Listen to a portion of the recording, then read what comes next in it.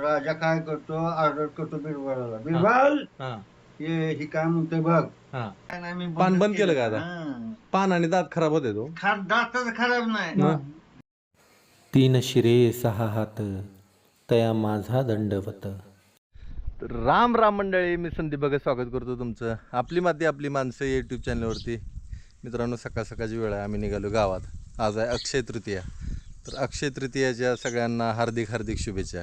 गावाकडं अक्षय तृतीयाला आकिती म्हणते ती, आणि आकिती दिवशी पोळ्या फेळ्या करते ती, स्वयंपाक बनवते ती. 3.5 मुहूर्तापैकी आजचा एक मुहूर्त आहे, ही शुभ मुहूर्त मानला जातो. कुठल्याही कामाला सुरुवात करायची असेल तर आजचा दिवस अतिशय चांगला असतो. तर निघालो आहे आम्ही गावात. आलो म्हणलं.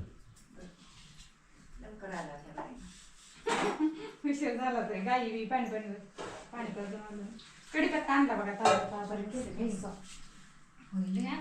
घरापासूनच आणला. आणि यात भेंडी आहे. भेंडी काय आता लागत 2 महिने झाले आमच्या. होईल 2-3 झाले. लय निघत नाही त्या, पण गाईने खाल्ली जरा झाडे. पांढऱ्या इथे दिशी एखादी आहे निभार. ह्या असल्या निवारच होते ते बाई, ह्या टाकायच्या तोडून हिरव्या ना ती एखादी असली त्याच्याकडे 1-2 ह्याकडे जात नाही माणसामुळे निभार होते. आता कसं झालंय दंडात खायची का नाही, दिशी लवकर निवार होत लवकर नाही. तोडावं लागते ती एवढी लवकर. एवढीच तोडावं नाही तर लोक का नाही अशा निवार होते बी घ्यायचं काय होत नाही. एवढं होती बाई. खाऊन कसं दच बी. काय करायचं आता? आता भात टाकायचा शिजायला, त्या भाज्याचं टिपायचं. मळू का मग भाजीचं पीठ?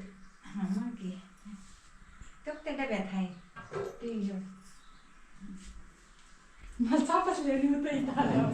भाज्याचं पीठ तेवढं ते मी तांदूळ टाकतो म्हणून शिजायला. हे डब्यात घेऊ. घे हे ते कळशीतलं पाणी घे. त्या कळशीत पाणी तात्या कुठे गेलं? मळ्यात गेलं मोटर चालू करायला. खायला पाणी.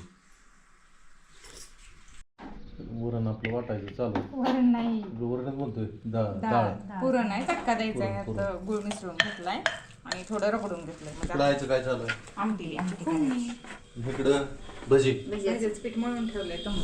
तर मंडळी, तर मी जरा बाहेरनं गावातनं चक्कर टाकून येतो. तर ह्यांचं चालू दे सगळं. आला जाऊन तिकडल्या मळ्यात ना?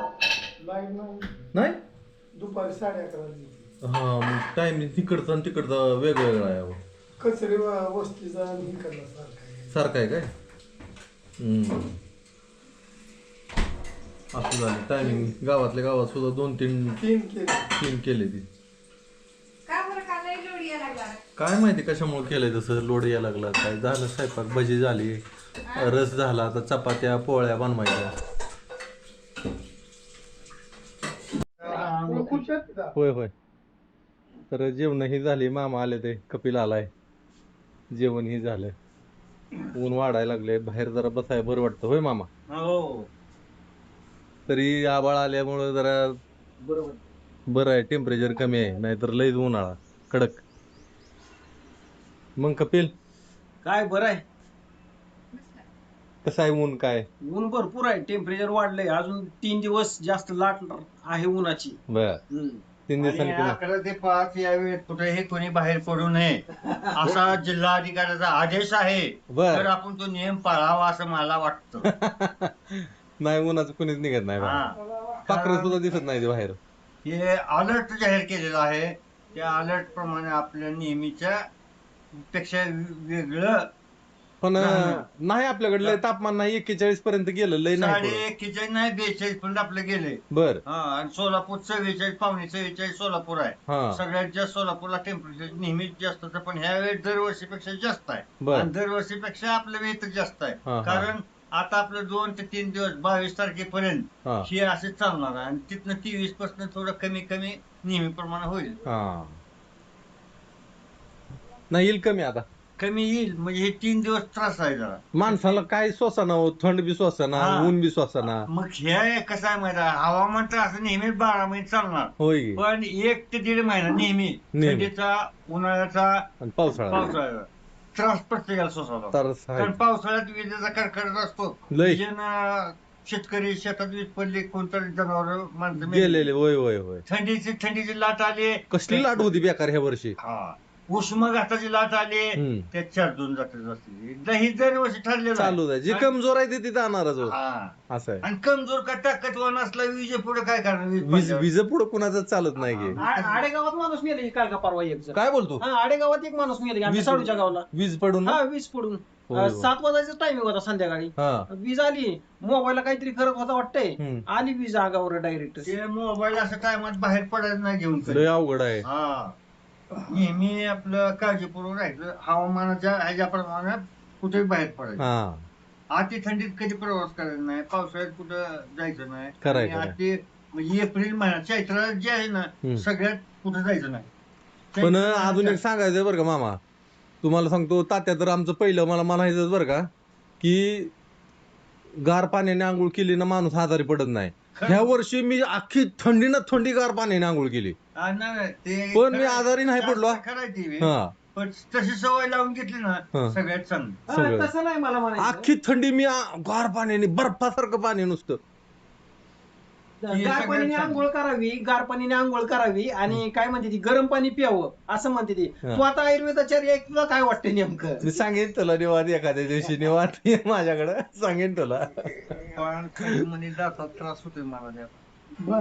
ए, लय बारीक असलं तर बघू मी का पान पान खायला काय नाही मी पान बंद केलं का आता? हा. पान आणि दात खराब होते तो. दातच खराब नाही हा. दात आता कमजोर झाले हा दादा असं झालं. त्यामुळं आमच्या तात्यांचा दात अजून चांगला आहे. दात खराब समजायचं. तात्यांचं शरीर एकदम जबरदस्त आहे. हा. रानात काम फिम करणे सगळं चालू आहे आज. कशातच काय नाही. नाही काम काय आपण कसं तेवढं करतोय कुठं घरी झाली म्हणा पण ते तात्या लय आमचं चालू आहे. रोज रोज बंदच नाही. हा. इथनं जाणार मोटर चालू करायची दारं धरायची सगळं जास्त- चालू आहे. जास्त काम जास्त सगळी शेती तिकडली तिकडे त्यांचं तेच बघते. राज असतो हा राजा राज दरबार म्हणलं तिथं काय कमी आहे का काहीच कमी नाही. तिथे काय सगळं शिपाई आणि बिरबल अमुक तमुक सगळंच की मग राज दरबारात नेहमीसारखा गाडी करणार नाही राज दरबारात आला हा. सवय त्यांची दर 2 दिवसात दाढी करायचं राहिली मग ते ना दाढी करता करता आता नाही म्हणल्यावर नाही याला काय काम रिकामा नाही भिंतीला तुंबड्या लावी असं काम हा, हा, असतं, हा. नाही मग ते राजाला काय म्हणतो आता राजाचा वडील वारून 10-15 वर्ष झाली होती हा. आणि ही नाही काय म्हणतो दाढी करीत करीत हम्म. की तुमच्या वडिलाचं स्वर्गात कसं काय चाललंय हम्म. आला का म्हणलं स्वर्गात कोण चाललंय गेलं माती झाली वडिलाची जिकडे तिकडे झालं ना आता स्वर्गात का अहो तुमच्या राज दरबारात बिरबल नावाचा मनुष्य फार हुशार आहे हा. त्याला जर विचारलं तर सगळी माहिती सांग. आकाशातनं घेऊन येईल स्वर्गातनं जाऊन बर असं हा. मग राजा काय करतो ऑर्डर करतो बिरबलाला बिरबल हा. ही काय म्हणतोय बघ हा. आता वडिलाचं जाऊन स्वर्गात जायचं म्हणला हा. आणि वडिलाची सगळी चौकशी करून यायचं हा. की तुझ्याकडे काम आहे म्हणलं हम्म. ठीक आहे राजे साहेब म्हणलं हात जोडून म्हणला पण माझं एक आदेश आहे म्हणलं हा. स्वर्गात जायचं हे खरं आहे जातो बी खरं आहे हा. पण मला 15 दिवस अवधी द्या हा. आणि 10,000 रुपये रोख द्या हा. हा. बरं म्हणलं राजाने मंजूर केलं हम्म. 10,000 रुपये रोख दिलं 15 दिवसाचा अवधी दिला तो पण बिरबलानं काय केलं माहिती आहे का हा. बिरबलानं आपल्या घरापासून हा. भुयार खाणलं हा. कुठपर्यंत मशानापर्यंत श्मशाना होतो. भुयार खाणलं 15 दिवसाच्या पिरियड मध्ये हा. सगळं आपलं काम ओके करून घेतलं आणि राजाला सांगितलं हम्म. आता तुम्ही उद्या म्हणलं तर उद्या मी स्वर्गात जायला तयार आहे हम्म. माझी चिता तिथे रसायची म्हणला हम्म. त्या ह्याच्यात जाऊन कुठं आपण ते जळटू लाकडाचं काय म्हणते त्याला स्मशानभूमी स्मशानभूमी. मग राजानं काय केलं सगळे वाजंत्री बिजंत्री लावलं हा. बिरबल घेतला न्हावी घेतलं गावातली माणसं घेतली मग गाजवत तिथं नेहरं स्मशानात लाकडं बिकडं सगळे जमा केली त्याच्यावर बिरबल झोपला झोपवला होय. झोपवला आणि त्या चितेला आग लावली हा. एवढ्यात इतका दूर झाला हा. त्या दोरानं माणसं फका फका फका फका लांब झाली. हा काहीच कळ नाही, कुणाला कुणालाच काही कळ नाही. हा आणि बिरबलानं धूम ठुकले आपले खाली निघून गेला त्या बोहेऱ्यात ना घर गाठलं. घर गाठलं. आणि जे घर गाठलं हा ते 15 दिवस बाहेरच पडला नाही. हा मग परत 15 दिवसांनी हा आता न्हायला आनंद झाला, हा गेला बिरबल मरून. मग होय सगळ्या काही लोकांना असं म्हणजे सगळ्याला दुःख होतं, कोणाला आनंद होतो. आनंदी होतो होय मग त्या ह्याच्यातनं बिरबल आपला घरी बसला. 15 दिवसांनी परत त्या बोहेऱ्यातनं स्मशानभूमीत आला. कुठं आला? स्मशानभूमीत. मग तिथं ते डोम असते, डोम होय. नजर राखणारे, ते डोंबानं पाहिलं हा आणि राजाला आज्ञा दिली. हा अहो बिरबल आलाय म्हणले तिथं खाली आलाय. हा परत वाघनंत्री आणली, हा परत गावातली माणसं जमा केली, हा परत बिरबलाचं स्वागत करण्यासाठी हा हा सगळे माणसं जमा.